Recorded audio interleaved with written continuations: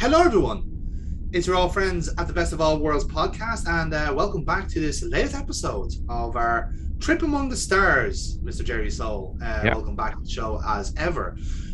So, in case you've missed the last couple of episodes and you're wondering where the hell Cisco, Janeway, Picard, et al. Have gone, they haven't been born yet, because we are currently in a bit of a binge of the original series. And fair to say, Jerry, you have been pleasantly surprised with what you've seen so far. I have, especially the last episode. Mm-hmm. What was the name of the last episode again? That was the Balance of Terror. Balance of Terror. Obviously, I'd never seen the original series. I started off with the movies and the Next Generation, so I'd never watched them because I'd never had facility to watch them. Obviously, until the likes of Netflix and Paramount and stuff like that came about. Paramount Plus, I should say, came around. I didn't have facility to watch them, but I'd always been told that they weren't very good, blah blah blah. But I've been very, very pleasantly surprised, especially with Balance of Terror. That just you could tell that it was like during the kind of Cold War. You could absolutely tell it was that, and it was very, very set, very much set like that, because it was like the battleship or the cruiser or whatever it is looking for the submarine. Mm-hmm. That's the way it was, and it was very, very well done. I have to say kudos to William Shatner during that episode, because he was actually exceptionally good. What we tend to forget with Shatner is that he can be quite dramatic, he can overact a lot, but he's actually an exceptionally good actor. Yes, that was fucking brilliant in this episode. So I'm hoping that we're going to see a bit more of his acting prowess on the next few episodes. Well, hopefully. We can only hope. We'll see. Like I said, we have gone for a tasting menu. We have not gone for the bad. We try to go for the more positive side of the original series, and leave the campy, goofy nature towards the end. More on that later on. So we are going to go into season 2 of the original series this time around, with an episode called The Doomsday Machine. So, Jerry, we've spoken a little bit about this, about how essentially a giant space turret is destroying everything in its path. But enough about that terrible buffet you had. You will leave that buffet alone. It was beautiful and only cost $9.99. God damn it. Okay, fair enough. But yes, so what have you heard of this episode in particular, apart from the giant space turret that's destroying everything in its path? Well, you get to see a different constellation class, constitution class, constellation. Yes. You get to see a different one. You get to see the giant space turret, obviously, and I do know of this because of obviously hearing about this episode. But not only that, I'm a big Star Trek Online gamer, and I've probably helped destroy a couple of hundred of these at this stage. Yeah. Extremely fucking difficult. Yes. Extremely difficult to destroy. But it's great. It's great crack when you play it. It's something that it's one of those episodes, the original series episodes, that I've wanted to watch, like Balance of Terror. Yes. That I want to watch, like the City on the Edge of Forever. That's the name of that one, isn't it? City on the Edge. It is that one, yes. We were keeping that one for our special occasion. That's a special occasion. Yes. So it's these types of episodes that I have wanted to watch, but as I said, I've never had the facility until now, because Netflix and the fact that they've got Star Trek on them. So really happy to be watching this one. I'm really looking forward to this one. Obviously, we're going to have a couple of guest. I'm imagining a few guest actors in it because of different ship. Don't know that yet. So yeah, I'm looking forward to it. All right then. So let's not wait any more then, folks. Let's get into this episode. So Jerry, are you ready to go with the Doomsday Machine? I'm ready to rock. All right then. So let's do it on 3, 2, 1. Engage.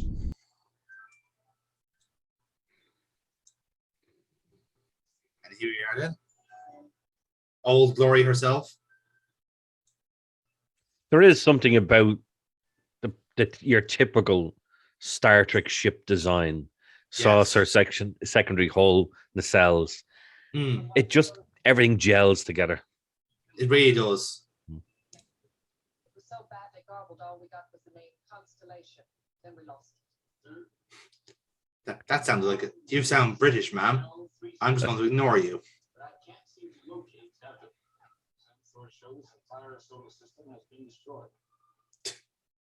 So that's a bit of a hot start so far. Yeah.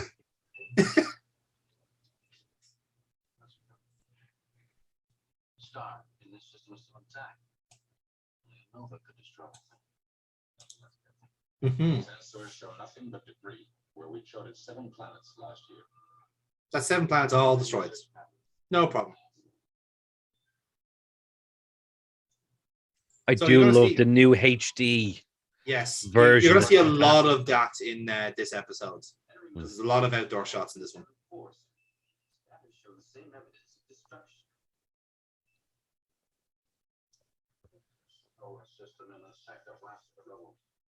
Hmm. Still no sign of the Constellation. Matt Decker's in command. What could have happened to him? The 2 innermost planets of this system. Oh, Captain Yes. Decker is in command. No relation, I assure you. Uh, You remember, my Decker is adopted. No answer, Captain. All I get is the automatic beep. Sensor is not reporting normal energy output. Which clearly means everything is fine. uh,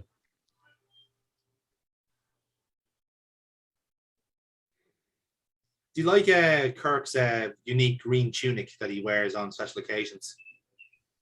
it's kind of like when you see Picard with the grey one, Yeah, with the velour, yeah. you know, or Cisco with the vest, Yes. the grey vest, you know. It's like the alternate costume on a SmackDown game, you know. Hmm. You have to unlock it. God, she's certainly taking a beating, hasn't she? My God. Yeah, she's taking a hammer.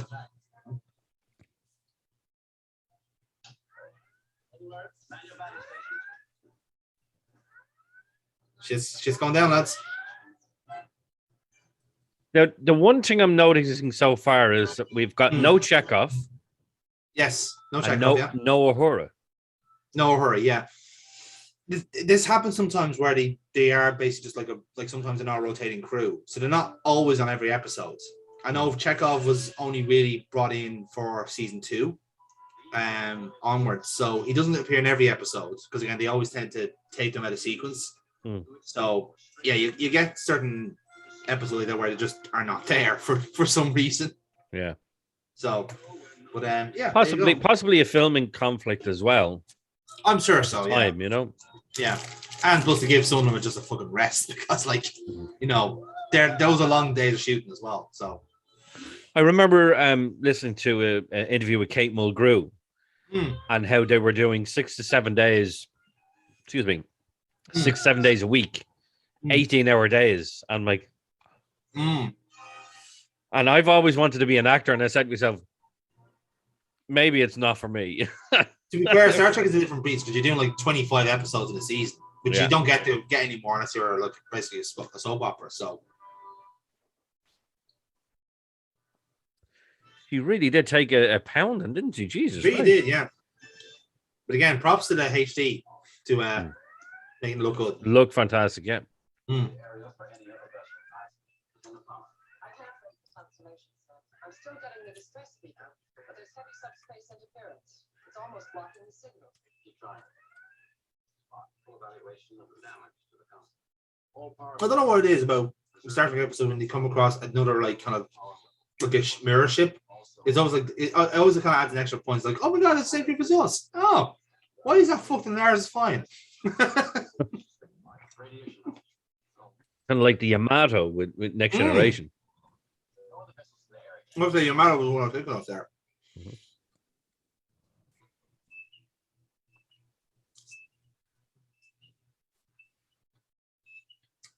There is a kind of a fan theory that I like, in that the Constellation classes were actually too powerful. Sorry, the Constitution classes were too powerful. So they had to be kind of decommissioned because in the original series, there will be just an episode where just go like, you know, we're just gonna go back in time and do like a ecological study, and basically going by Spock. Like Spock just has to make a calculation and he can go back in time. Yeah. So suppose you have like a warp drive where it can just go like, yeah, back in time, done. We're gonna find it hilarious. There's the boys. And with the boys, I mean Scotty and 3 would-be redshirts. And the doc. Yeah, Bones, of course. Johnny, check the phaser bank. See if they've been fired. Bones, you come with me. Come along, man. Oh, me, I'm Scottish. I know what I'm doing.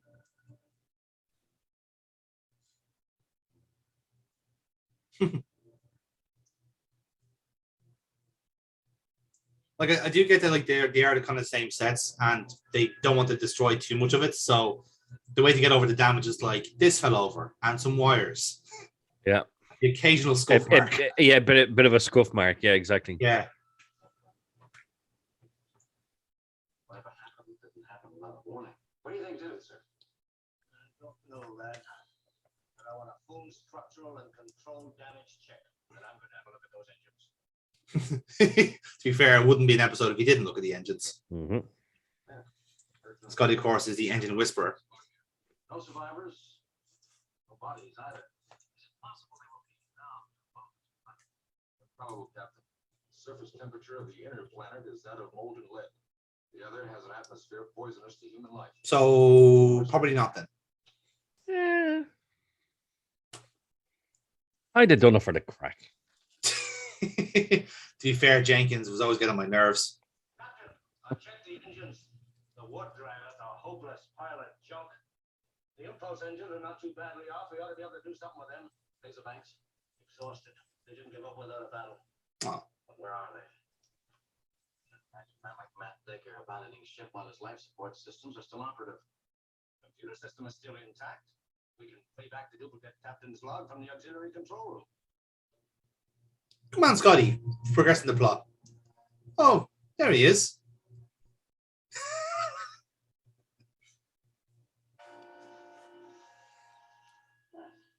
There he is. He's looking well. If you say so. This is any person that like is just lying on a desk just going is absolutely fine. Oh, he's a Commodore. Okay. He's a Commodore, yes.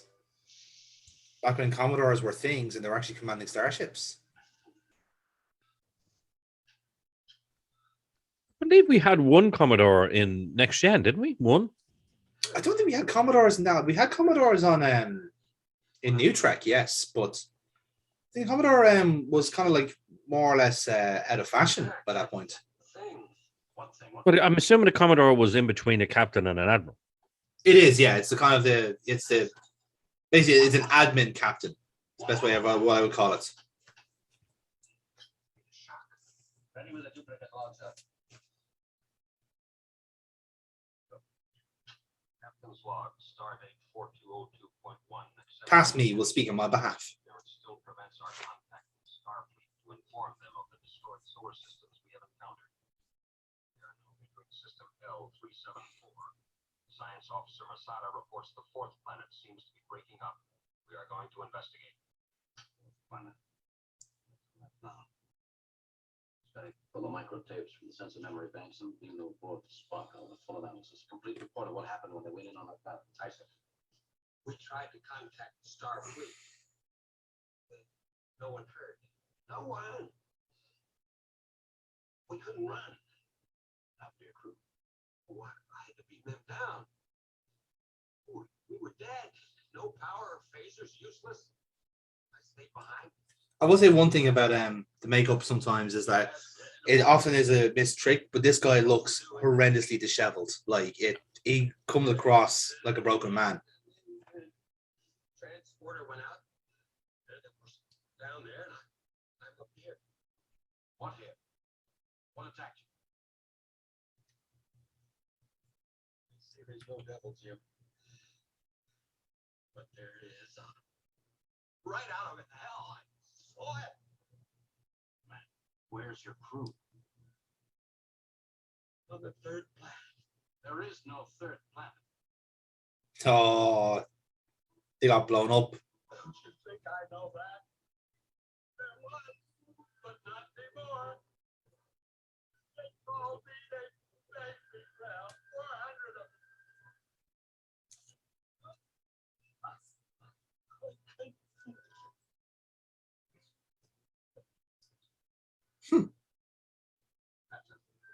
Westford has ordered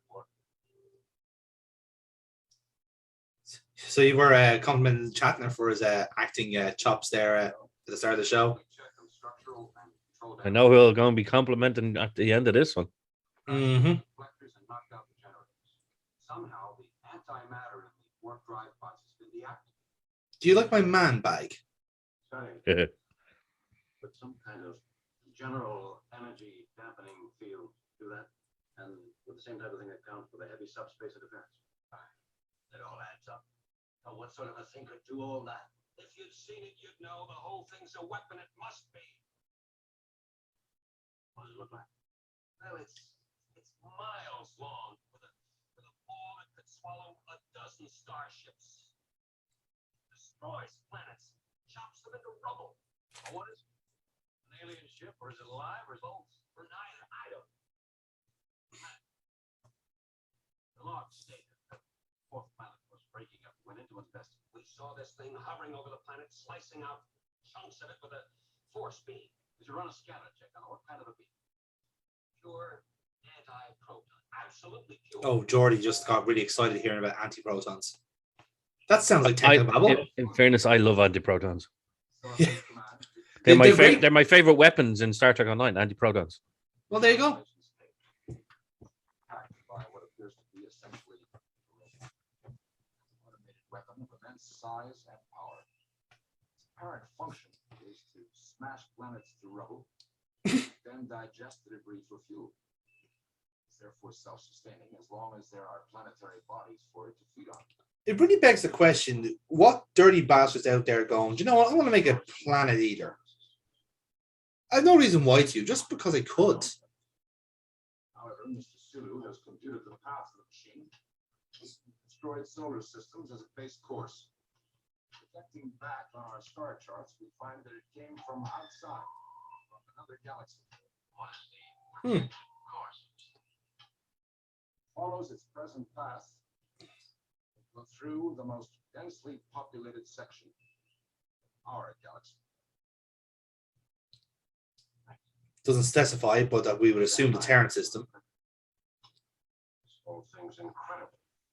A robot. A machine like that, who would build? We don't. An alien race, apparently from another galaxy. But why? Bones? Doomsday Machine? No, I'm a doctor, not a mechanic. Hey. Finally. It always took us 3 episodes for him to say the fucking line. Both sides of the war. The old H bombers.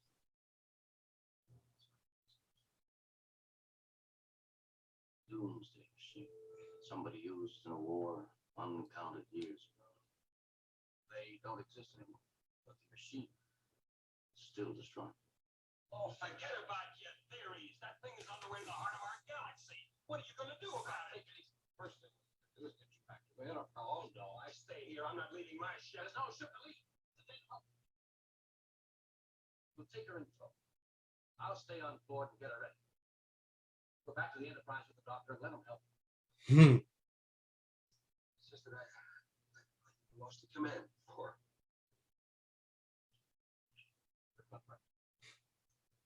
Fair, it must be a bit of a bitter blow for someone. If he's a Commodore, he's going to be in the game a lot longer than Kirk at this point.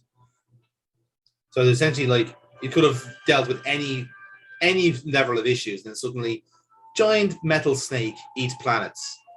Oh, I'm completely underqualified for this.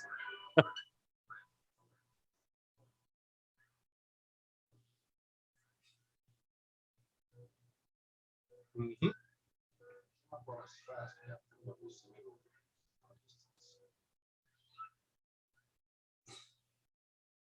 Huh. Here it comes. Very much like Commodore Decker's planet killer. I do love that Spock is able to say that's really coolly. It's just like, well, that seems like a problem.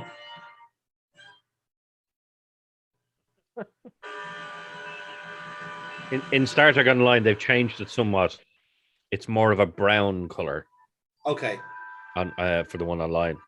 Now, to me, it looks like it's being towed, but how? Well, they kind of did this with a couple. Wasn't No wasn't tractor beam. Yeah, there's no tractor beam, but wasn't it the case that you can put them in their same warp field and you kind of you're in their wake then? So Yeah. like the Equinox, that's what I was thinking of. The Voyager kind of like enveloped the Equinox into their warp bubble. That's what it was. Let it go beyond us to the next solar system. We have to stop. There's Washburn there with his wash bag, thinking he's brilliant. What are the chances of deactivating? I would say none, Captain. The energy generated by our power cells seems to attract it. I doubt we could maneuver close enough without drawing a direct attack upon ourselves.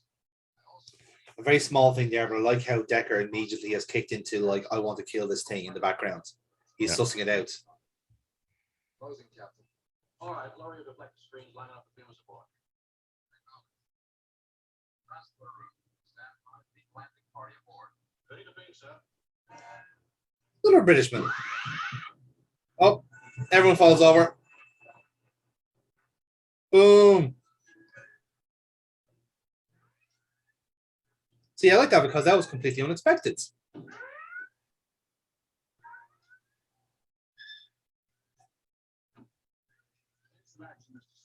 Damage report, all stations. Mr. Spock, the transport is out. Effect repairs. Captain Kirk, come in, please. Captain, we've been attacked. Transporter is damaged. We're taking evasive action. Mr. Spock, communications damage. We're unable to override interference. Will happen in 3, 2, 1. You're breaking up. You're breaking up. Can't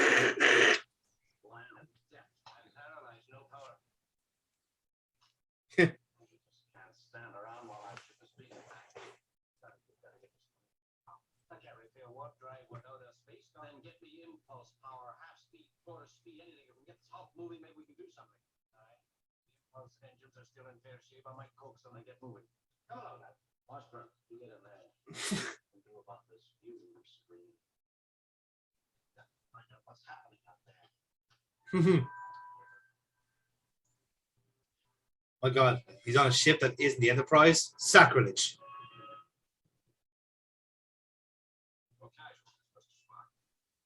Never seen so many people on the fucking bridge before. Isn't it? It's so busy. It's just like everyone wants to see everyone wants a piece of the robot snake.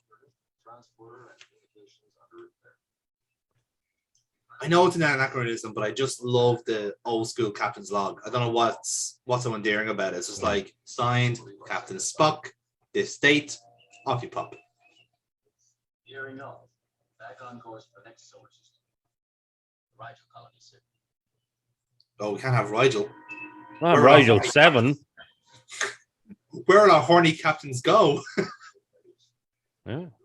Discrete distance and circle back to pick up the captain. You can't let that thing reach Rigel. Why, millions of innocent people would die. I am aware of the Rigel system's population, Commodore. We are only one ship. Our deflector shields are strained. Our subspace transmitter is useless. Logically, our primary duty is to survive in order to warn Starfleet Command. Our primary duty is to maintain life and the safety of Federation planets. You deny that? Ooh.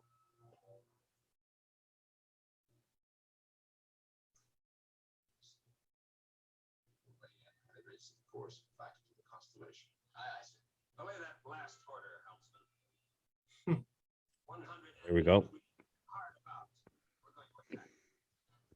It is a bit of a tired trope in this version of the original series where like someone who has a higher authority than captain pops on and just starts like basically waving his dick about. Yeah. But this is probably the better episode of those ones that come in. I am exercising my option. Because a lot of them are kind of politicians or ministers or something along those lines. And they're just dicks. This guy's just traumatized. You have the right to do so. I would advise against it. The thing must be destroyed. I tried to destroy it once before, Commodore. The result was a wrecked ship and a dead crew. Spock, please. Whoa. That That was cold, man. was for Spock in particular. Full phasers at point blank range. Sensors show the object's hull is solid neutronium. A single ship cannot combat it. Mr. Spock, that will be all. Come in. Don't force me to relieve you of duty as well.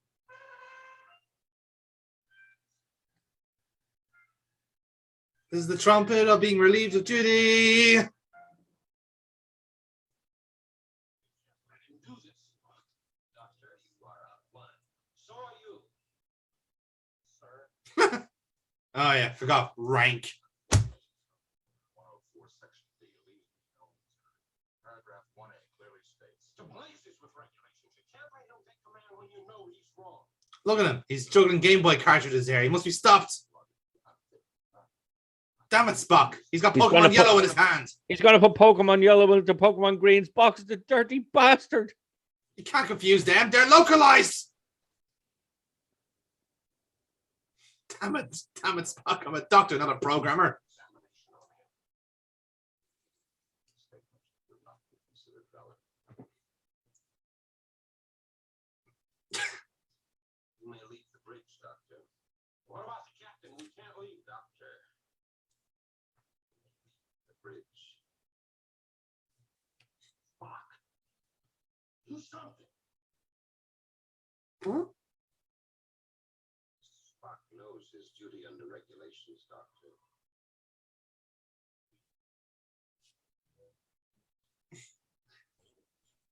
I know that you're getting a bottle of bourbon smashed across your head in about 5 minutes.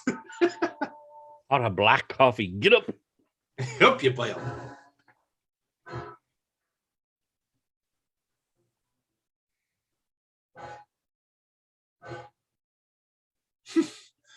I'm a big fan of the everyone's kind of like we're all gonna die faces. 32 degrees Mark 10. Deflectors at full power. Ready. On main phaser banks.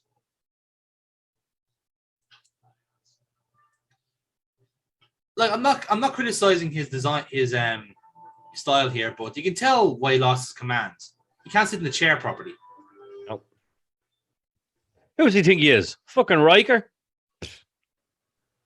At least Riker had the style to be able to, he'd fight that planet killer barehanded. Bare chested too. Yes, not as is tradition.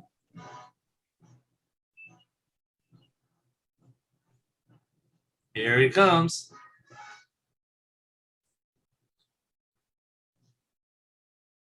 Okay, meanwhile, on the worst Enterprise, Yeah, because you're really doing something, you lazy bastard. You. he's trying, all right. The impulse engine's control circuits are fused solid. How about the warp drive control circuits? Aye, we can cross-connect the controls, but it'd make the ship almost impossible for one man to handle. Thought you were American, Scotty. I'll worry about mine. Aye, sir. I have to say, like, even in this original series, some of the one-liners are really good. Mm. Like, honestly, like they have some good little iconic quotes in them. So it's gone.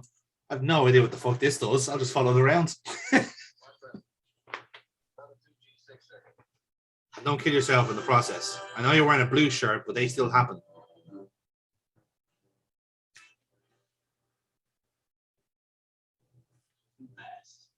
Deflector shields at full power. They can't take much more of this. Helmsman, hold your course. Stand by all phaser banks.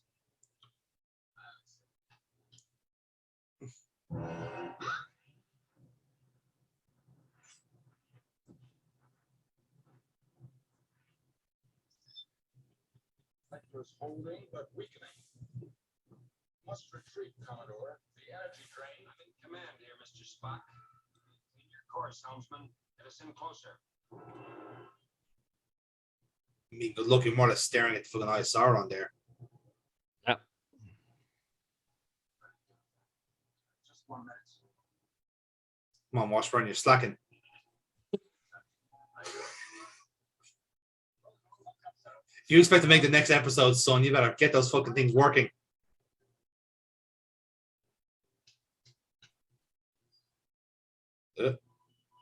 Just turn your TV a bit, Captain. Just a little bit to the left. A little bit to the left. Turn it off and turn it back on again. Washburn, stand in that this dustbin there quickly. Uh-oh. What's he doing with my ship?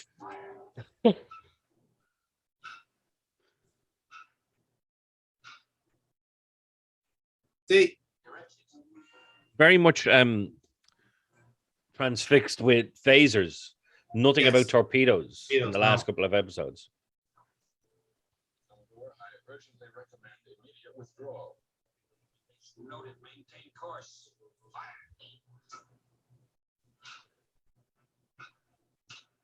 Jesus, the size difference actually between them. Yeah, good level of scale. Scotty, where's that power? Coming, sir. I push these impulse engines too hard in the condition they're in, they'll blow apart. Just do it, Scotty, for fuck's sake. Scott, I'm bringing the blue shirt down with you. I think his name was Washington. Push it right to the edge. This ship has got to maneuver.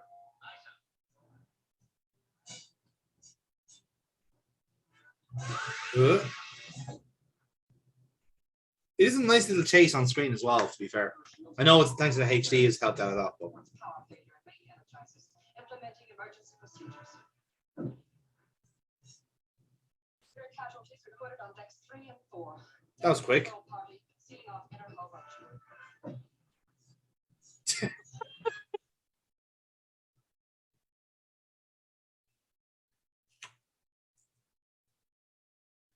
All gone quiet. Cease fire. We're being held in a tractor beam. We're being pulled inside, Commodore. You must veer off. Maintain phaser fire, helmsman. We have lost warp power. If we don't break the tractor beam within 60 seconds, we never will. But don't you understand? We've got to destroy it. That, sir, is illogical. It is suicide. Attempted suicide would be proof that you are psychologically unfit for command. If you don't veer off, I shall relieve you on that basis. In Vulcan, we call this a checkmate. Where does the impulse power? Can't break loose. We need more power. We haven't got it. But we pull inside. Oh shit.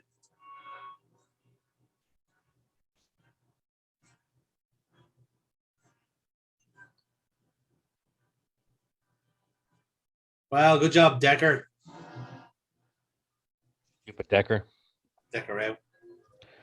Why is everyone with second name Decker a bollocks? First Blade Runner nailed this. Power. Absolute bastards. Nothing was I gonna do better. That'll do. Oh, he's got something in mind. Pull ahead, Mr. Scott. Oh shit.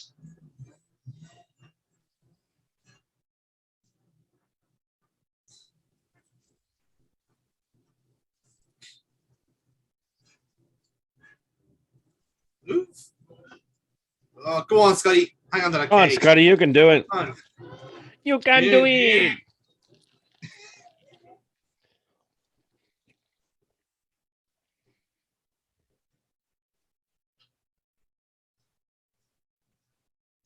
There we go.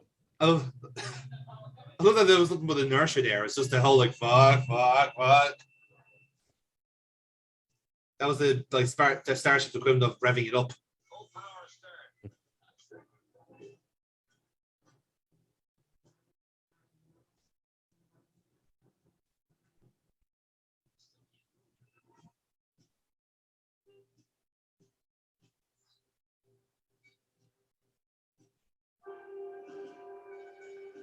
More it on, Scotty. I still don't know what we're doing. We're moving. The Enterprise isn't. Maybe that thing will see us.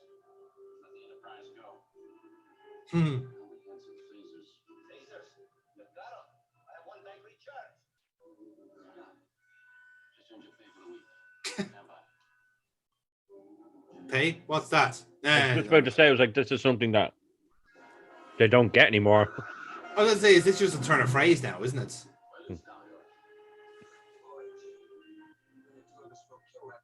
Sure. And we're free. I think it's great. Scotty, get us out of here. It's closing fast on the Constellation. Stand by. Pulled us out of there by distracting it. Now it's our turn. Fire phasers. It's just not how it's gonna work there. See how like there's nothing appearing damage wise?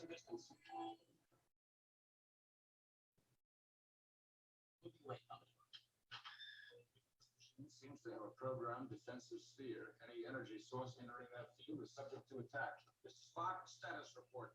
I just gave it to you, dickhead. Out for a solar day. It's closing with us again, sir. Maintain speed and distance. Sucking in space rubble from those destroyed flags. Refueling itself. We can maintain this speed for only 7 hours before we exhaust our fuel, but it can refuel itself indefinitely.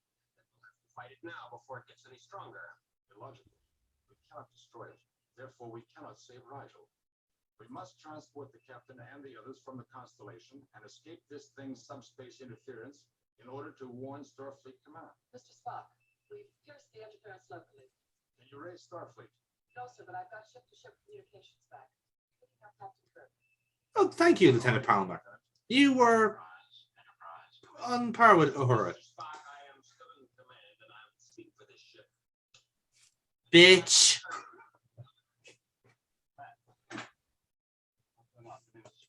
I'm in command here, Chief. You will have to spot. Nothing. I assume command according to regulations. Since your first officer was the first action against me. You're the lunatic who's responsible for almost destroying my ship. You are speaking to a senior officer, Kirk. Give me spot. The answer is yes. I am in command here, according to every rule in the book, Captain. If you have anything to say at all, you will say it to me. There's only one thing I want to say to you, Commodore. Get my ship out of there. Spot, ship status. Down here. Warp drive out. Reflector shields down. Transporter under repair. We are on emergency impulse power. How long to repair warp drive? At least one solar day. At our present rate of consumption, we'll exhaust our impulse power long before then. It's gaining on us, sir. Take evasive action, Mr. Sulu. I told you I am in command here, and I will give the orders, Captain. We are going to turn and attack. Not with my Mr. Spock, relieve Commodore Decker immediately. That's a direct New dad, stop fighting. Mr. Spock, I order you to assume command on my personal authority as captain of the Enterprise. Commodore Decker, you are relieved of command. Because apparently I'm allowed to do that. Yeah, you are. Use your authority to relieve me. I made the BBC. Formal protest to Starfleet Command, assuming we survive to reach a star base. But you are relieved. I wish to place you under arrest. Oh, Oh, red shirts. you Assemble. won't die. You're bluffing. Vulcans never bluff. Hmm.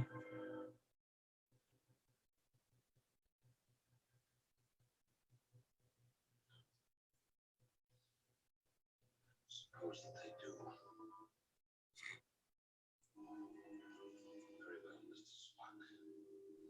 The bridge is yours. Well, that was handy. Okay, that was nice and easy. Resume command. A moment, sir. Commodore. I believe you are scheduled for medical examination. Mr. Montgomery, sir, will accompany the Commodore to sick bay.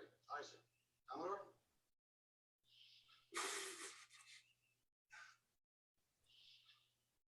Love it. Zulu, change course 70 Mark 21. Again, that was also Vulcan speak for like, get this crazy bitch out of my room. Race of force back to you. We will try to stay ahead of the object until we can transport you aboard. Fine. Just make sure you stay ahead of it. There he is now, It's Decker. crafty bollocks. Look. Oh. Come on, go for full Nelson. Full Nelson. Full Nelson. Here we go. Come on. Full Nelson. He's Bobby Ah. Lashley. Look, Bobby Yeah. Lashley. Fucking, he Lashley did. The crazy is outpowered him. And stunt actor there. Jesus Christ.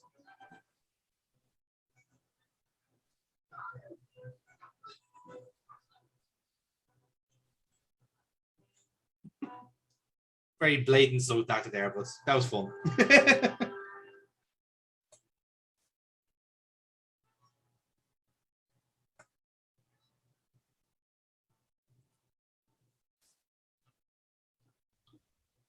Now on the adventures of Matt Decker as he tries to commandeer another ship. Here he is, trying to act normal on deck 7.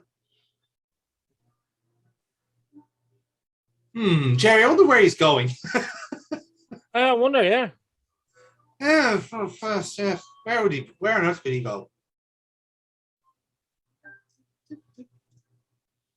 Well, he has to go to passport control. Oh, not passport. I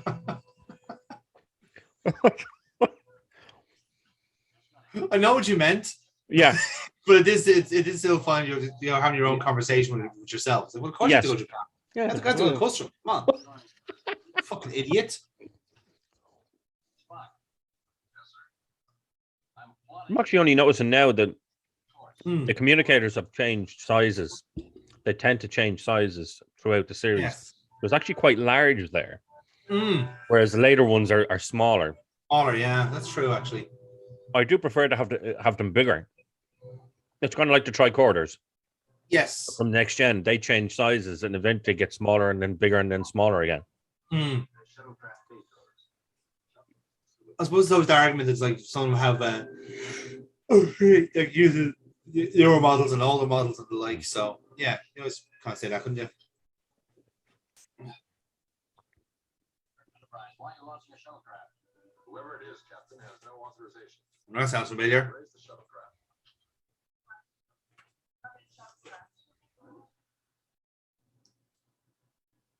Again, I don't want to say it's a design flaw, but why do you not have a shuttlecraft with a fucking view screen? Yeah. Shuttlecraft to Enterprise. Vector here. Oh. I must insist that you return to the ship. You said it yourself, Spock. There is no way to blast through the hull of that machine, so I'm gonna take this thing right down its throat. There's the windows. That's a good effect. I like that. Yeah. You'll be killed. I've been prepared for death ever since I killed my crew. No one expects you to die for an error in judgment. The commander is responsible for the lives of his crew. Their deaths. Well, I should die with mine. You cannot succeed, Commodore. It really just looks like totally gone, haunted. Yes. The fuck, like, oh. Yeah, haunted and tormented, like. Matt, listen to me. You can't throw your life away like this.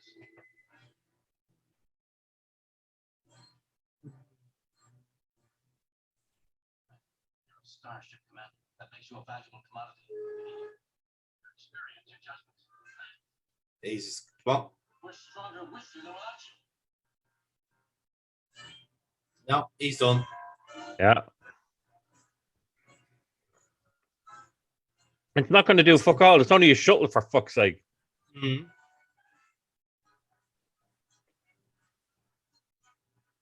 This scene is incredible, by the way.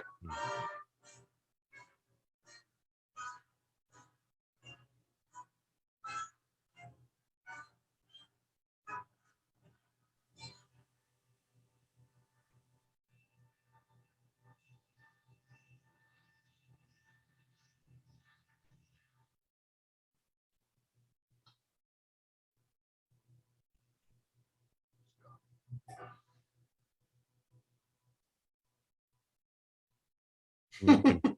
No damage, no explosion, nothing. Nothing at all.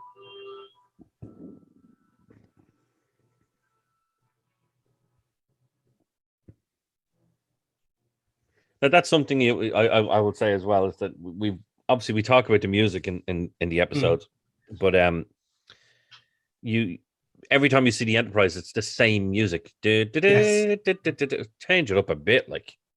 Oh yeah, definitely. I offer my condolences on the death of your friend.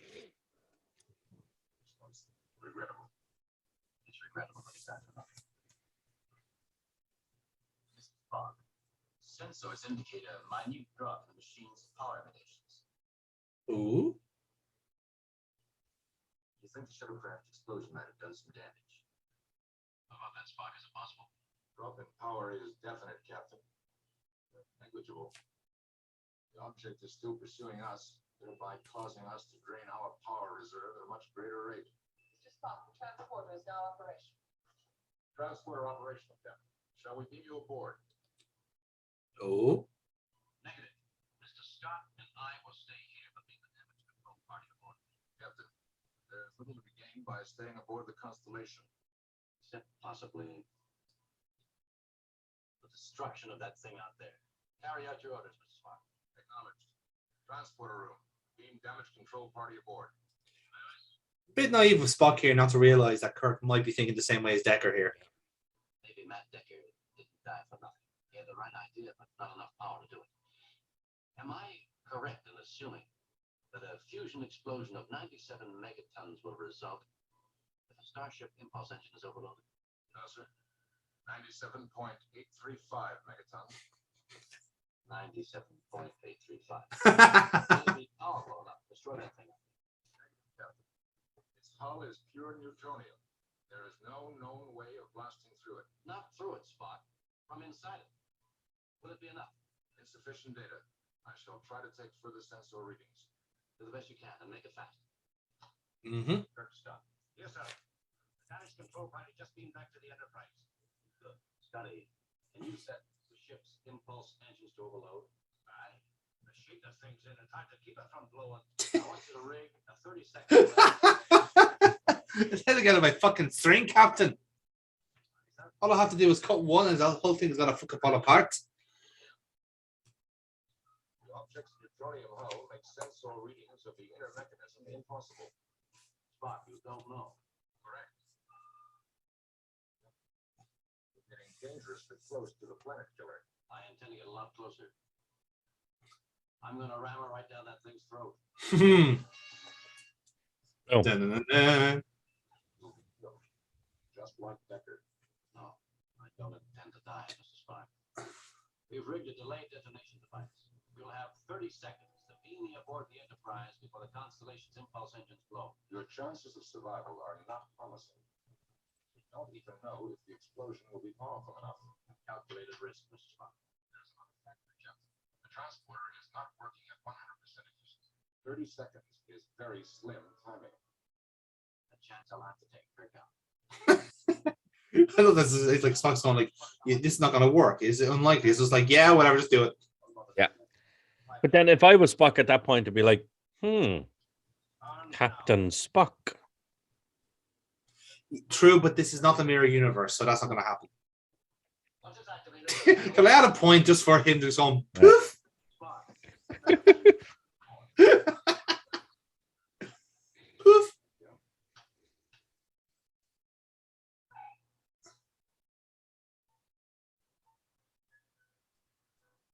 Go on, Scotty. Get him on. Get Get him on to fuck. Come on. Get him on. fuck. Yep. Got that. There you got him. It's a power drain somewhere, sir. I almost lost you.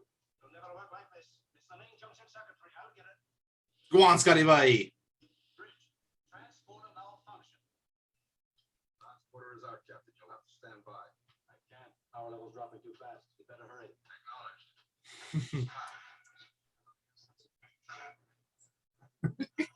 He says everything's going off around Just him. the- Yeah. It's just Okay, the same. go.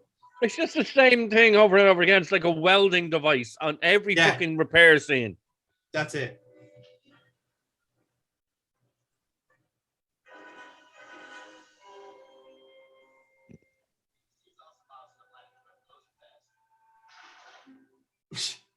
Weld. Clear. Transporter operational. But this jury rigging won't last for long. It's got to come off now. I'll stand by here. 1,500 miles close. See the sweating bullets here. Transporter I was operation. just about to say that. Not a Yeah. butter on Spock, but the rest are all fucking sweating like mad. Come on, man. Vulcans don't sweat.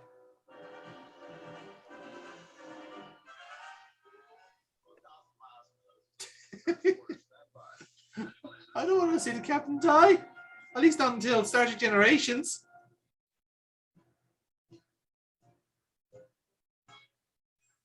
It's very much a Jaws type of situation, this. Jaws or Jaws, yes, but I think this predates Jaws by a good bit. Mhm.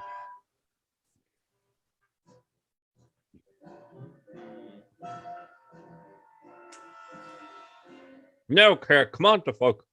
Wait for it.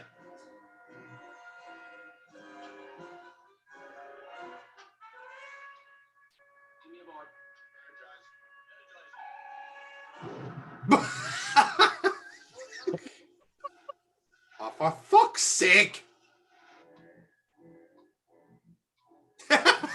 Kurt's going, shit. Shit. Spock's getting a little hot over here. Come on, Spock. Oh, Cooley's just like, gentlemen, leave me aboard. Please. There's another one gone. Another one. Don't out-engineer me. He does give you a bit of suspense. Like, is he actually going to get back or what? Mm-hmm. Wait for it.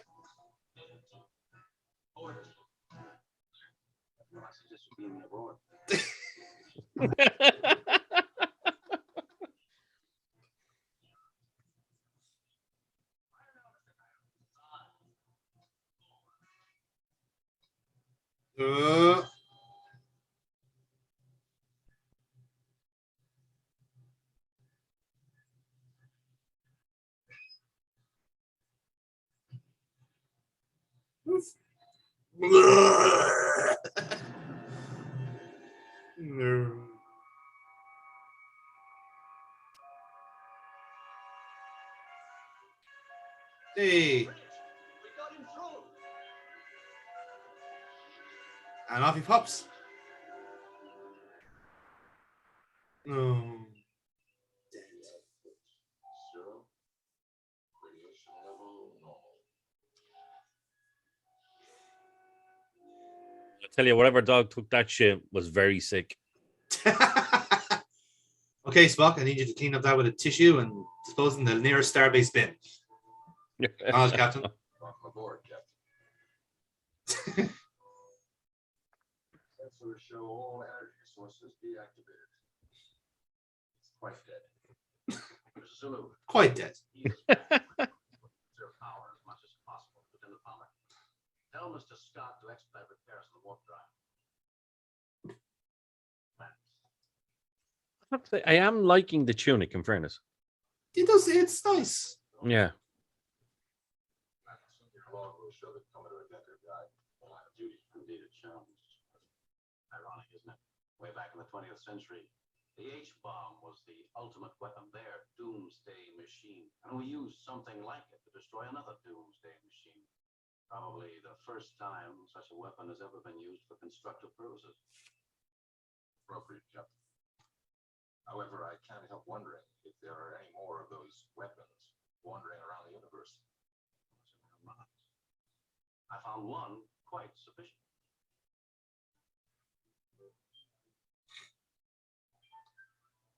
Oh yeah, my friend died. Yeah, shit, I forgot about that.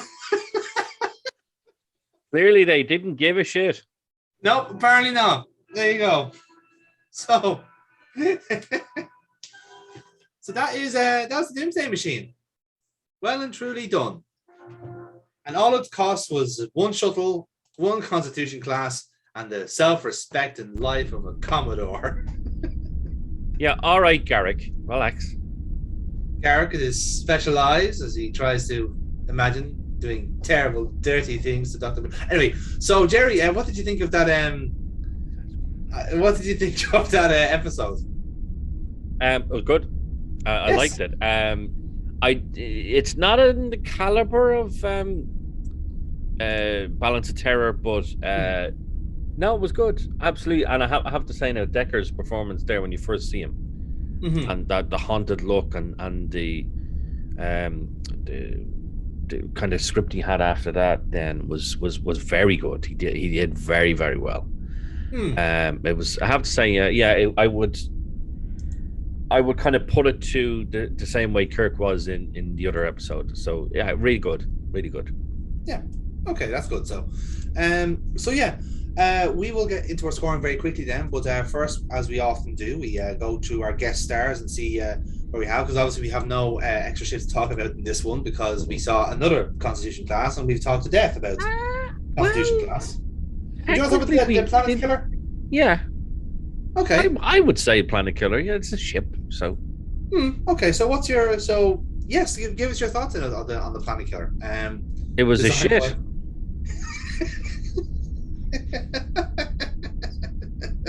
Did you really just want to have this conversation? It's like, Yes, okay. it's a giant space turd. Come on. Okay, I get that. I have accepted that. I've made peace with that.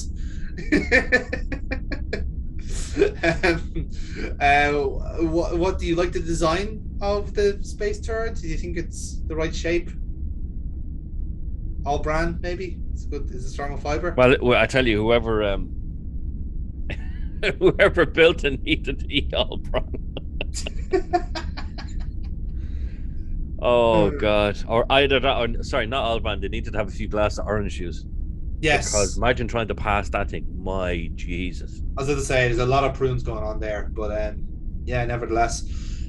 So do you have a pray tell in the grand annals of the shipyards? Do you have a ranking for the Planet Killer? Oh, I'd give it ensign. Yeah, I think we actually have our first ever ensign ranking for. Can we give a cadet? I don't have a cadet, to be fair, but I think ensign kind of covers the dirt worst. It really, so I think it really does. so. Just shite. Quite literally. Yeah. Literally. Very pointy at one end and really wide at the other end. You think, whoa, what end came out first, baby? I was saying, well, to be fair, if yours has a gaping maw, then there's just something wrong with your colon. To be honest, but you know, Go get yourself a colonoscopy, buddy. I think the problem is the colonoscopy is still fucking happening. I think it's happening there, but it's the mold the camera is keeping. Yeah, you get the idea. So look, anyway, so yes, it is our first ensign entry onto the shipyards, and well deserved. Well deserved, exactly. So we'll talk about guest starring then. So we have a few kind of miscellaneous names here, which we're going to go through very, very quickly. But obviously they're all mostly extras, so we'll talk about the extras first. One name we're going to throw in here is John Coppage, who was part of the away team we saw kind of like warping in there. So if you kind of look at the kind of the faces there, you had Kirk, McCoy, Scotty, and Washburn. There was two other characters. One of them was called Russ, and another one who didn't actually get a name in the script, but is actually called Elliot in this episode. So he's the other kind of character that's there. Funny enough, he appears in a rake load of other Star Trek episodes, but they're all, weirdly enough, all uncredited parts. So he's just extras essentially. So he appears in Cupid as one of the basically the archaeologists in the audience. He's a blue shirt on the Enterprise D, just like extra again. He's also a blue shirt in Star Trek Voyager. And he really got around, didn't he? He really fucking did, to his credit. And also, I think he's also in First Contact as one of the kind of extras in the nightclub scene. So yeah, he gets around. Busy man all the same. But obviously, someone who just kind of floats around in a sense. As the character is nothing much in terms of, as it were, proverbial character. I mean, he doesn't actually have a name, for instance. So yeah, exactly. So he's known as Elliot. So that's that. Again, so the other person on that kind of group there was a character called Russ. He was played by Tim Burns, and again, very much as an extra, appears in various different episodes of. I think this is his only episode of Star Trek, so he's had other kind of features as well, as did John Coppage. But this is a one and done in his sense.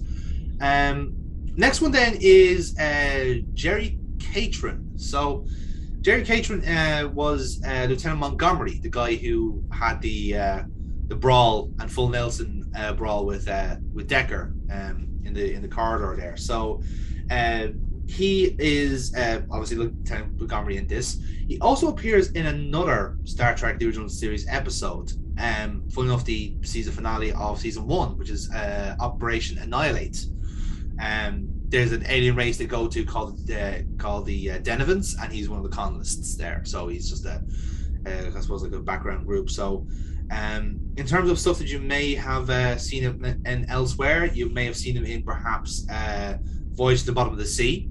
If you ever watched that, he's also been in Gunsmoke and The Twilight Zone and Batman. So he's also been in some of them. I don't think he's any.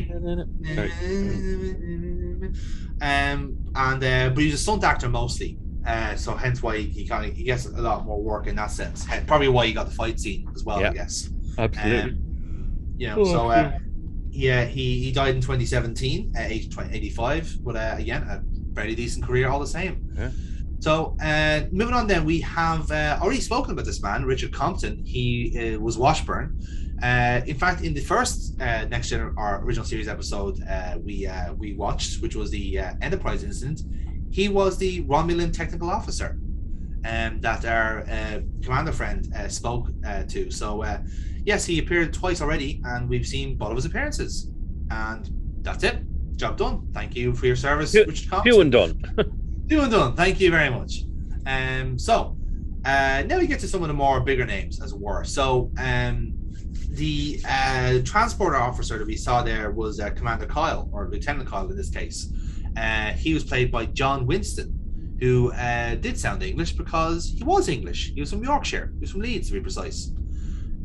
So again, ironically enough, you might actually more recognize him from the Mirror Mirror episodes, where he's the first person to greet you on the Mirror Enterprise, and he does the salute, and the kind of uniform is different as well. So you recognize him from that, basically. But he appears in a lot of episodes, to be fair. He's very much like kind of like, if Scotty's not at the transport station, it's him, if you know what I mean, or one of other people involved. And funny enough, he actually does reprise the role of Commander Kyle this time. He is in The Wrath of Khan, basically. Yeah, so same character, same personality. I believe he is on the Enterprise still at that point. So yeah, he's still there, and obviously he's in the Mirror Universe episode as well. And yeah, so that's more or less his character in a sense. In terms of the actual character, not much to say really. Again, a lot of these characters didn't even get first names, so funny enough. But yeah, he actually gets attacked by Khan as well in the Space Seed episode. So we're going to see him several times in this one. So you better get used to his face. He's very much one of those guys there. Hilarious enough, in the animated series, Lieutenant Kyle is a reoccurring character as well. But to really reinforce his Englishness, they gave him a handlebar mustache, because that was the most English of mustaches. Indeed. And yeah, indeed. So again, Commander Kyle was who you recognize, the same actor now kind of has a beard. He is a commander of the USS Reliant under Captain Terrell. So that's where he is. And he was stranded on the planet. So we never know what happened to him since. So yes. Botany Bay. Botany Bay, indeed. So again, we will see some more of that very, very soon. Next up then is Lieutenant Palmer, who was played by Elizabeth Rogers. So again, I thought she was English herself, just the way she was speaking, but she's actually from Texas. So a bit of a difference there, Jonathan. A slight difference, to be fair. One of them is oil, the destination of the world, and the other is Texas. But yeah, she's she died in 2004 at age 70. She appears twice as Lieutenant Palmer. She's in the Doomsday Machine, and she's also in The Way to Eden, which is another episode. She's also the voice of the companion in the episode Metamorphosis. It's kind of like amorphous cloudy blob, basically. I don't think we'll be seeing it, to be fair, but she's also in that. In terms of the kind of actress herself, she was involved in a lot of projects involving Irwin Allen, because she was one of his closest friends. So she was in the likes of Land of the Giants, The Poseidon Adventure, Tower and Inferno, The Swarm. So again, maybe not massive prominent roles, but definitely kind of like floating roles in a sense. She also did a lot of directing as well. She was the second female lead in Grand Theft Auto 1977, and she was also in Sense of Passionate Man, The Van, an Officer and a Gentleman, and she's in Bonanza as well. So she's done a lot of kind of like other different shows as well. and she basically retired from acting after a TV movie called Outrage. And that's it. In terms of character, not much to say really. She more or less only appears in this show or in these couple of episodes, and that's about it. So not quite the in-depth character like Commander Kyle or Washburn, but nevertheless, we go from there. And then last but certainly not least then is perhaps the man of the episode, played by William Wyndham. It's Matt Decker. So fair to say he made an impression in this episode, Jerry. Certainly, he certainly stole the show with this, especially his performance when you first meet him. Mm-hmm. Absolutely fantastic, and then even the scene where he's flying the shuttle, fantastic there as well. I think if you were to pick out one performance from this episode, it would certainly be Decker, because he was absolutely fantastic. Absolutely. So in terms of his kind of, we'll talk about Matt Decker shortly, but in terms of his kind of other career, let's say, one of the few people that we featured on the show to have won an Emmy.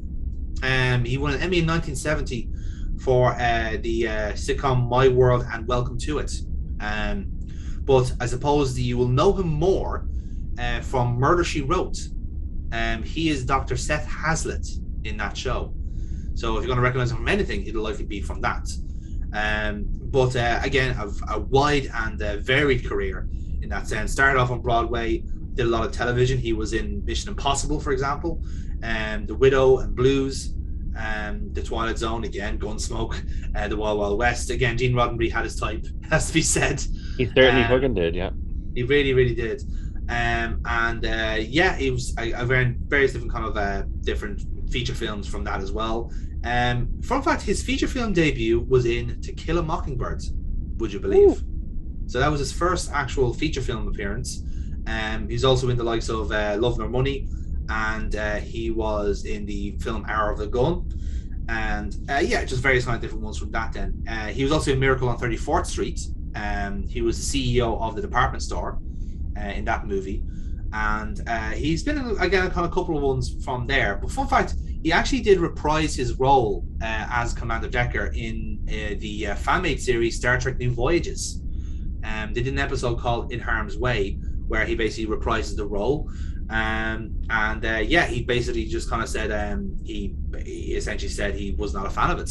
He's not a fan of Star Trek overall, but he still brought on to basically be like a hat tip to the fans, which is, something, I guess, isn't it? Something, it's not too bad. Exactly, yeah. But like I said, we go on from there. In terms of the character Matt Decker, obviously he's one and done in terms of the kind of show. He was very much just created for the sake of it.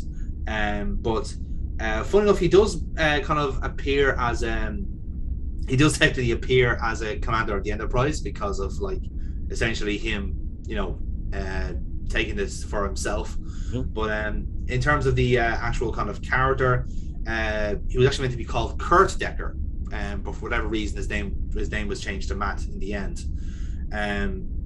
But essentially there was a couple of things where, like, in terms of the kind of background information, one of the novels that was brought out called Vendetta, basically Jean-Luc Picard was actually assigned to research Matt Decker's career when he was at Starfleet Academy.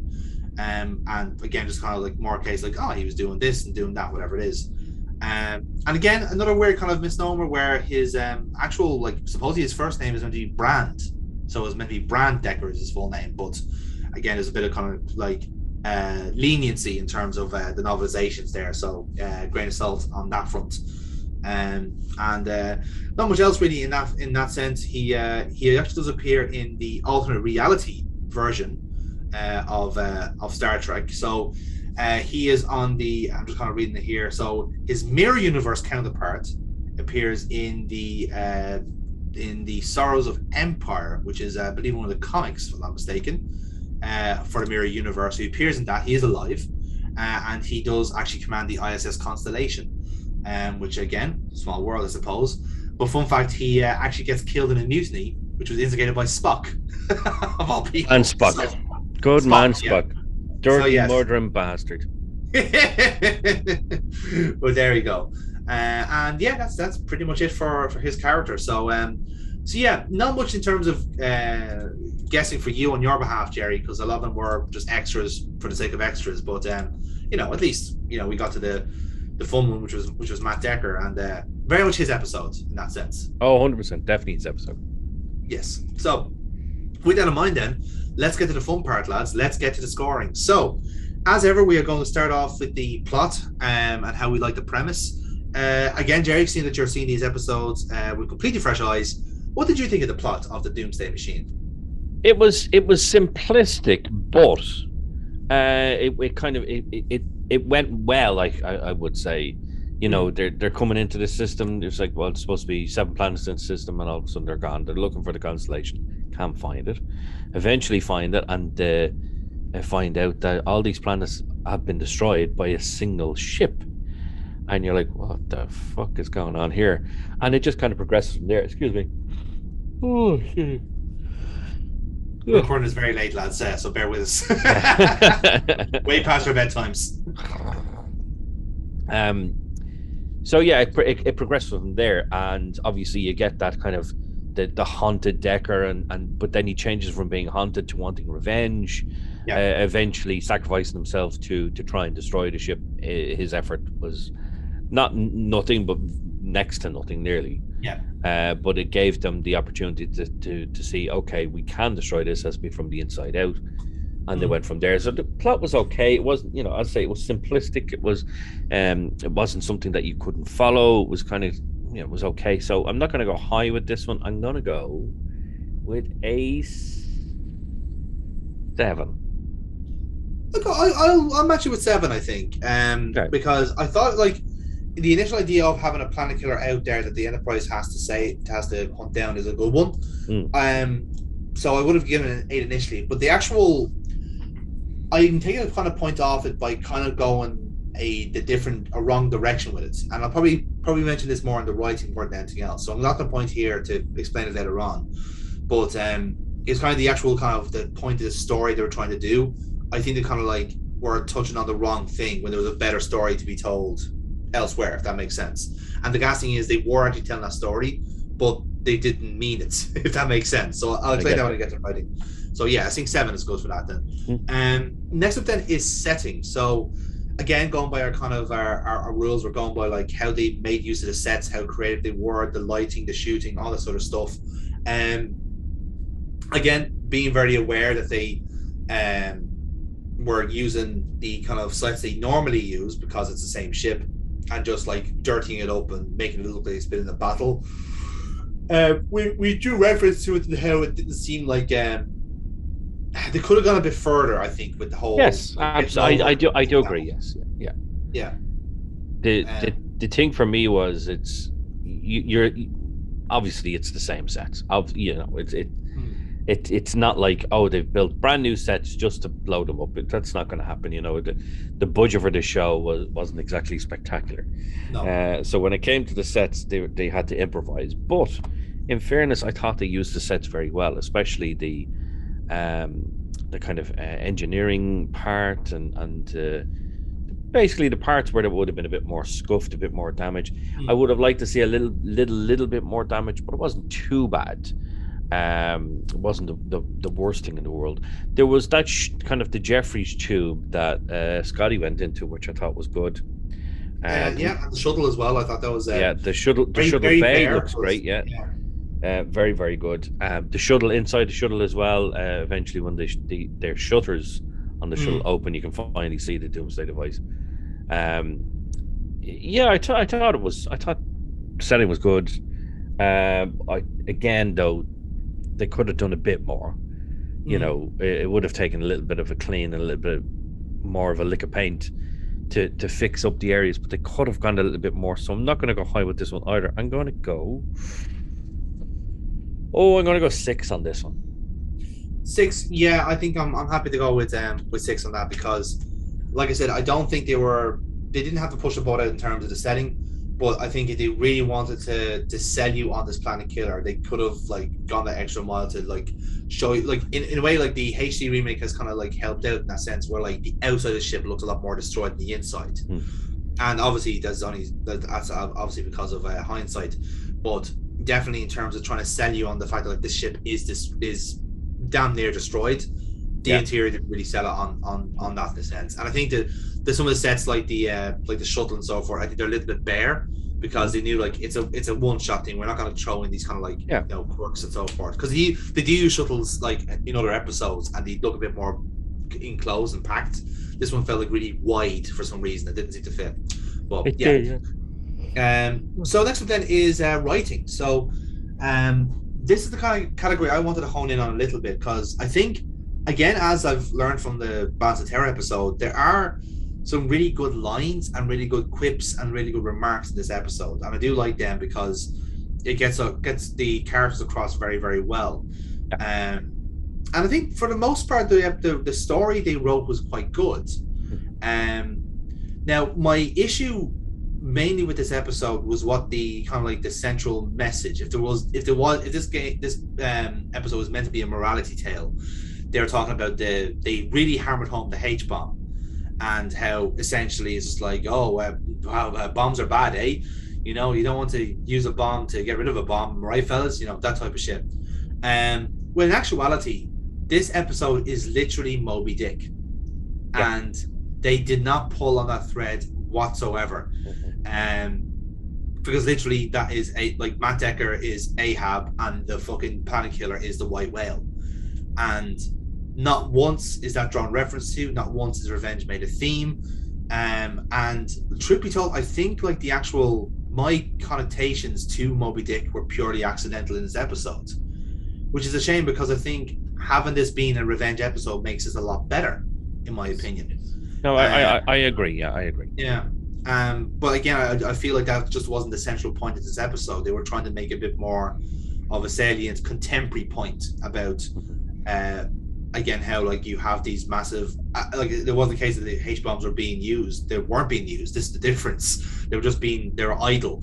So a case like, okay, we don't want these falling into the wrong hands or whatever it is. So that's what the central message was. And I do get that. But in terms of the episode in a vacuum, there was a much stronger theme out there and they didn't tap into it, which I think is a missed opportunity. So in terms of that then, otherwise very good episode. So I was going to say maybe an 8 on that. What do you think, Jerry? I'd be inclined to agree. I thought it was okay. They really, really should have made it more of the revenge episodes than they did. You look at the hauntedness of what Decker was when you first see him. The fact that he is partly to blame for his crew's death. If some of them had stayed on board, some of them might have survived. The whole H-bomb thing, I'm like, well, obviously, it's in the 60s. You've got the Cold War going on. You've got the Cuban Missile Crisis and stuff like that happening during the 60s. Obviously, they wanted to hone in on that. I can understand that, but it just, for me, that didn't work properly. Yeah, the Ahab and Moby Dick 100% would have worked better. You just when I hear that, I think of that scene from First Contact. Between, is it Lily and Picard? Lily. Picard, yeah, exactly.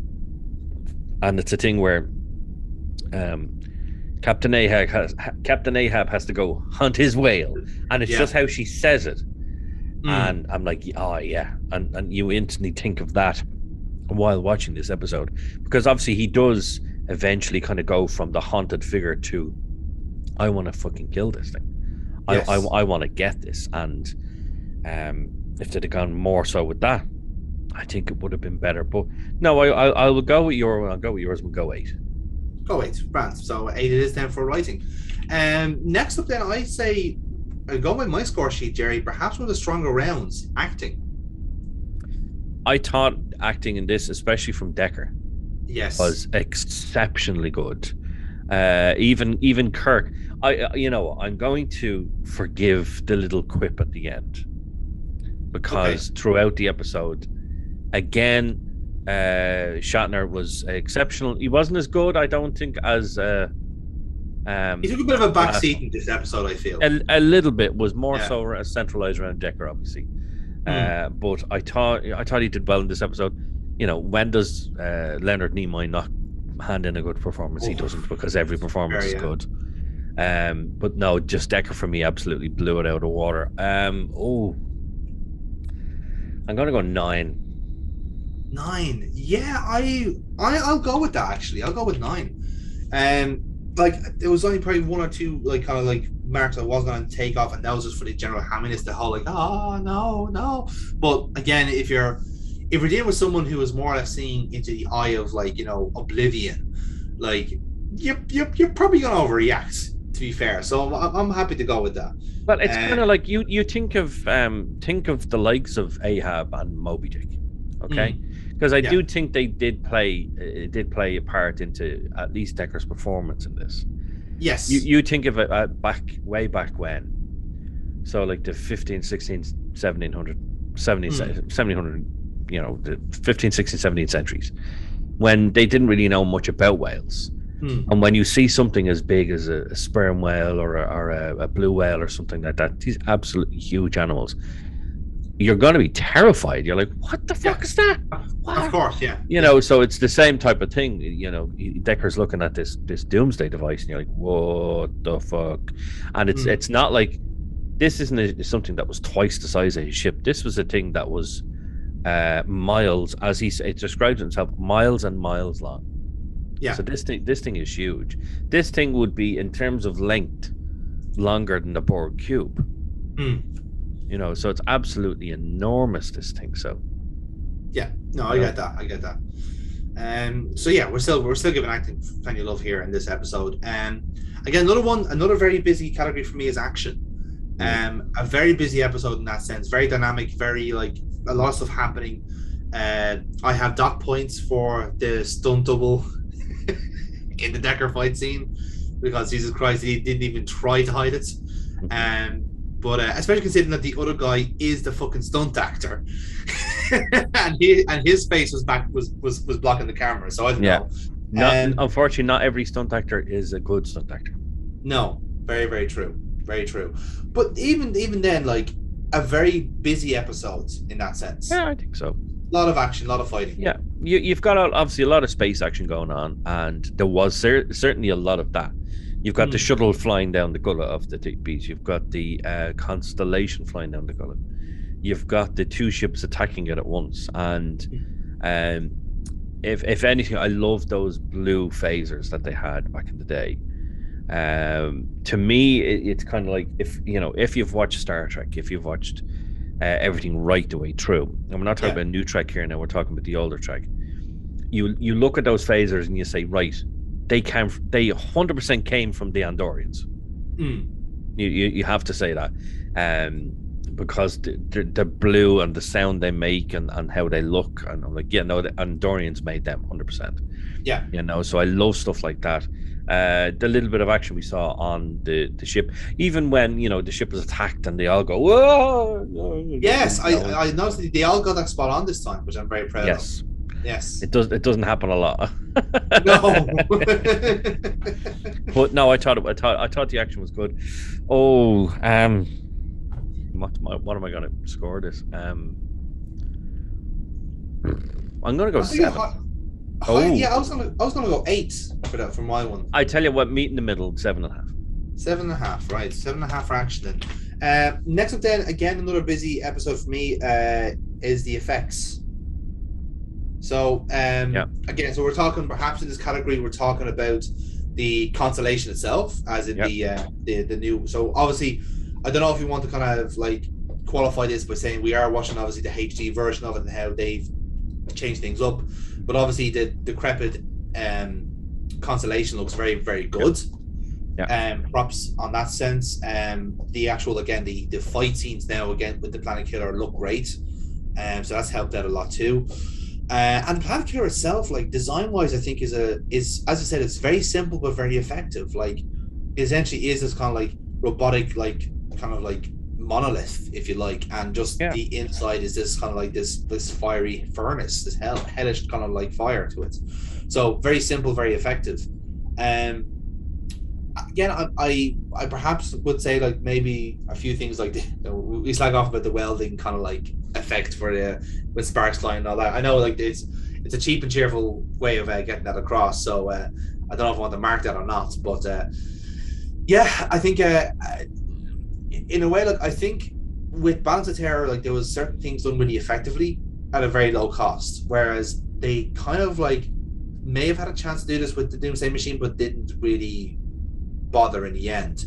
One thing I really did like though, and I do want to give a good point to, is the kind of the scene where Decker is confronting the planet killer. He's piloting the shuttle into it, and just every time you cut back to him, it's brighter and brighter and brighter, and it's just like it's over illuminating his face, and you're just seeing every wrinkle, you're seeing every like piece of emotion in his face, and it looks. I think that was a very very good effect. So I think they picked their battles here in terms of what kind of scenes to hone in on, whereas with the whole episode didn't have the same atmosphere, is what I'm saying. Yeah, no, I agree with you there. It was there was certainly a lot of good aspects in this episode, and I did like what you were saying there about the Decker scene in the shuttle as he got closer and closer and closer. That was fantastic. Even like you couldn't hear him. You can just all of that scene was just the emotion on his face. Yeah. So I thought that was very good. I do think the effects were actually good in this episode. Whatever you want to say about the actual design of the Doomsday device, the interior of it was fantastic. Almost reminded me of a sun, but but I get why he chose those words. This may not be the devil, but it came from hell. Yes. And I was like, oh, that's a great line. Like, it's a really, really good line. And then when you actually see the Doomsday device, and you see there's like the inside of it is like it's like lava. It's like the sun. It's like lava. And I was like, that's really good. I do think the HD upgrade has done it wonders. So I'm certainly not going to mark it down because I never saw the original. So I'm like, this is fine. I'm going to go 7. Can I push you to a 7.5, perhaps? You can push me to a 7.5. Okay, fair enough. Next up then is the score, and again, much like the Balance of Terror, a very strong episode for score. And again, it comes back to the scene where Decker is flying into it, and just the noise from the background, just like this the trumpet and panic and fear, just all transmitted through the music, and it's absolutely fantastic. Now, again, it's not quite the same kind of sweet as Balance of Terror did, where it kind of like kept pacing itself, but it just picked its moments with certain scenes and worked really, really well. Especially when, like, say, when the Enterprise is fighting with the planet killer itself and it's flying around, again, uses the music very well, very strategically to cover the fight scene. But for me, like, the score was used very, very effectively and not too repetitive, even though a few kind of things were looped here and there. Yeah. For me, like that scene, like anything outside the ship, when they were fighting the planet killer, or the planet killer is getting closer and it's firing on them, stuff like that, and that dun, dun, dun, dun, dun, dun, dun, really, really good. But the thing for me, it's very noticeable in this episode, and it's the one part that got to me, is that you look at any other series, and you see multiple shots of the Enterprise D or Voyager or the Defiant or Deep Space Nine. It's not the same music over and over and over again. Whereas with this, I think there was at least 4 scenes where you saw the Enterprise just flying along. I'm like, and it has actually pissed me off in this episode. So it's absolutely getting marked down because of that. So I'm gonna go 7 because of that, because it really has pissed me off. Yeah, I think that's I'll agree with you on 7 because like I said, that is something like the more you do that, and I'm afraid I feel like it's going to be a recurring theme, let's say, with some episodes we may watch, just because like I think at that point they were just like in a rhythm and they were getting a bit like, here's the Enterprise, let's move on to the scene and all this other stuff. So I think that played a part to it. Another one, next category then is scenes. So I don't think there's any, like, much like with Balance of Terror, where there was 1 or 2 scenes where I think they were a bit irrelevant. This one, I think there was no really wasted movement with this episode. No, I don't think so at all. Everything kind of every kind of blended together, which was really good. I think the one scene for me which was good was you've got Decker on the shuttle. He's flying it down the mouth or the throat or the gullet or whatever you want to call it of this thing, and the kind of strain and agony in the voice of Kirk was like, "Don't throw your life away. Come on, come back. We can sort this out. We can do this." Yeah. And I thought that to me was probably one of the best scenes. That one and their first meeting with Decker and the haunted look in his face. Yeah. And how like how we talked about, like, don't you think I know that? I know I beamed them down myself. I tried to help them. They asked me for help, and he just breaks down, and you're like, fucking hell, this is absolutely brilliant. Absolutely brilliant. So those two scenes there were good. I think as well, maybe the suspense of the fucking transporters aren't working. Scotty, hurry the fuck up. Yes, that was quite well done. Like we know from hindsight the stakes are quite low, but they did it that superbly well, I think. Well, imagine back in the 60s and people are watching this first going, oh my God, they're going to kill Captain Kirk. Yeah, fuck, he's dead. Story, yeah. You know? 8. Yeah, I'll go 8. I'm happy with 8, yeah. Okay. Yeah, I think, because like I said, I think the actual Decker confronting the Planet Killer is a very iconic scene. Mm-hmm. But the other ones I think are not, like, they don't permeate outside of the episodes. Yeah. But that one certainly does, and I think the rest of them are all just very, very good in their own world. So next one then is character. So again, kind of picking out like who we think kind of stood out in this episode. We obviously think Matt Decker was the one and only character in this episode. But a lot of love for Spock for me as well. I think Spock did very, very well in this one. As I said to you, Leonard Nimoy does not hand in a bad performance. Doesn't matter what he's doing, he doesn't hand in a bad performance, and he was exceptionally good in this one. Especially like I think you should come back now, Captain, because the transporters aren't working very well. I don't think this plan's going to work, but he does it in this nice, steady Spock voice, and you're like, just absolutely brilliant. I thought, even though Kirk played a much smaller role in this one, because he really did, I thought his performances were really, really good as well. But just, there is no beating Decker in this episode. His acting was just fantastic from the very moment you meet him, or right up until the moment he dies, when he's like, and he can't hear it. It's just fantastic. So I'm gonna go 9 with this, because I thought he was really good with this. Really good. Yeah, okay, fair. I'm happy to go with that, to be fair, because like I said, like we get episodes like this all the time in the original series where they'll throw in a character. He's a one episode character in a sense, but this is a great example of that. Like we had with Mark Leonard last time, where like you only see that character once, but that character leaves an impression, and this is the kind of same thing here, where like this is a good example of like a good character leaving a good impression. So yeah, I'll go with 9 here on this one. And again, it helps when you have the supporting crew. You have Scotty coming in and just going like, I'm Scotty, I'll fix things. You have Kirk, who, again, like I said, deliberately takes a bit of a back seat here because he's not the captain of this episode. Decker is. And then Spock just like being himself, quite honestly. Logical to a fault, like. So yeah. Next up then is our last category then, which is consequences.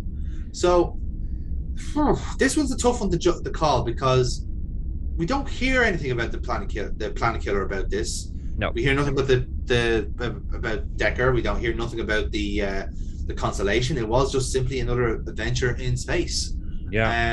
And again, you might enlighten me here with Star Trek Online, but in terms of I suppose the main canon, we don't hear about Planet Killers after this either. So you never hear about them again. So it's a thing where they don't have it. It's not like the Borg. There is no consequences to this. It's obviously Starfleet have lost a ship. They have lost a commodore, but both you never hear about before or never heard about again. So it's like, I'd imagine with this, consequences are going to be quite low. I agree. Yeah. I think someone would give a fuss about that, because even after the episode, there was a kind of like still sitcom ending. Because like Jerker, you know, like the bit cut up about the fact that like your superior officer died in a farty maw. And Andy was your Oh, yeah. friend. He was your friend, apparently. Yeah. Well, we think so anyway. He didn't exactly explain why he was your friend, but fuck it, you know, whatever. But So I'm gonna have to. We're gonna have to go low on this one. So I'm thinking, I don't want to give anything a 1 or a 2 because I don't think anything in these episodes actually deserves a 1 or a 2. But I'm gonna go 3 because there is zero consequences of this episode. yeah, I think 3. I think is a fair point because even like a consequence is even like Decker even hitting the planet like killer is a consequence in of itself because at one point, yes, it was like relatively like small potatoes. He didn't actually take down the beast, but he did allow Kirk the opportunity to take it down himself. So depending on your point of view, you might say that was either good or bad. So I think 3 is a fair point. So with that, then, Jerry, you'll be shocked to hear that the Doomsday Machine does not trouble the balance of terror for our best original episode so far, but it does beat the Enterprise incident. Oh. Yes, it beats it because it has a score of 72 out of 100. Actually not a bad score, in fairness. Not a bad score at all. Not a bad score at all. So, yes, in terms of its scoring, obviously the Voyager conspiracy still lagging behind, unfortunately.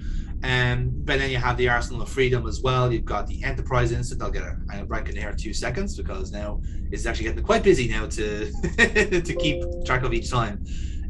So we have in ascending order the Voyager conspiracy, the Arsenal of Freedom, the Enterprise incident, the Doomsday Machine, now ranking, I suppose, 4th last, if you want to call it that.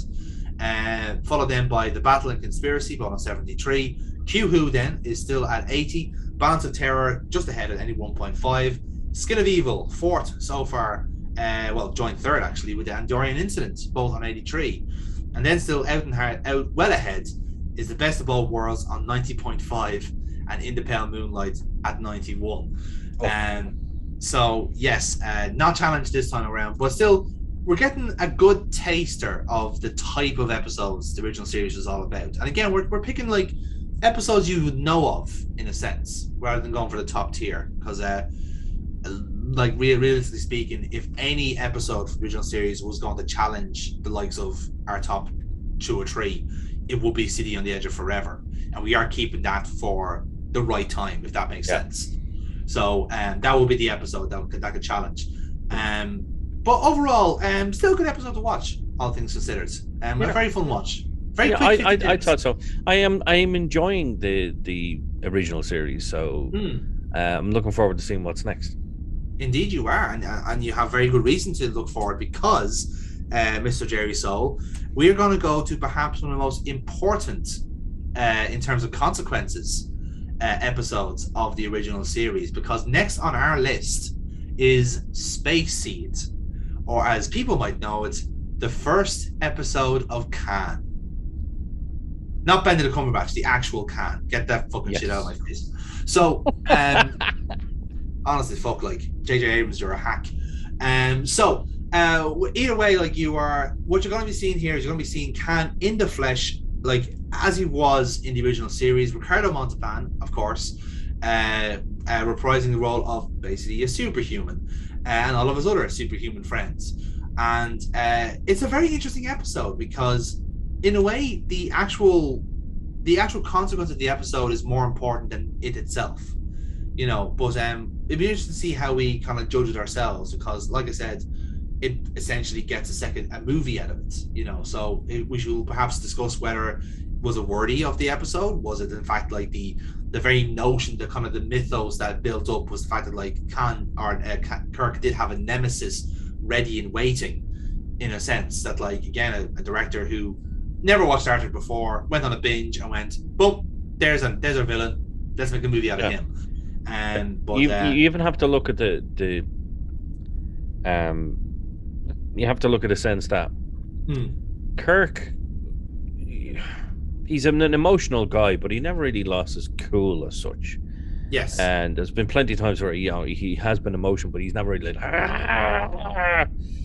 But then that scene in Wrath of Khan where he's like, and you're like, You know, so it even those consequences, like you basically you pissed off Captain Kirk. You're like, ooh. But then it's how that episode, how that film ends as well. More Yes. consequences there. So yeah, so we've a lot to discuss in the next one. Oh, Like if anything, like what our major takeaway from this next episode was a bit like how Captain Kirk himself has royally fucked it. Because he has in this one, but we will get to that in our next episode. So guys, until then, you have that to look forward to, but for now, thank you very much for watching. Jerry, thank you for your company as ever tonight. Always a pleasure as pleasure. always. Indeed, and as we often forget to say at the end of these episodes, by all means, please do all the YouTube stuff like liking, sharing, and subscribing to the channel. It helps out with our growth.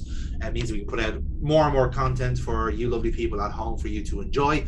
And of course, if you want to see more episodes of The Best of All Worlds, let us know in the comments what you thought of this episode. Do you agree with our scoring of 72? Is it too low, too high? Did it make you react like Matt Decker there when you just went, no? You know, let us know, just by all means. You know, because we want to hear from you and we want to see your terrified faces. But nevertheless, thank you very much for joining us here. And Jerry, I'll see you next time when we're confronting Khan. But until then,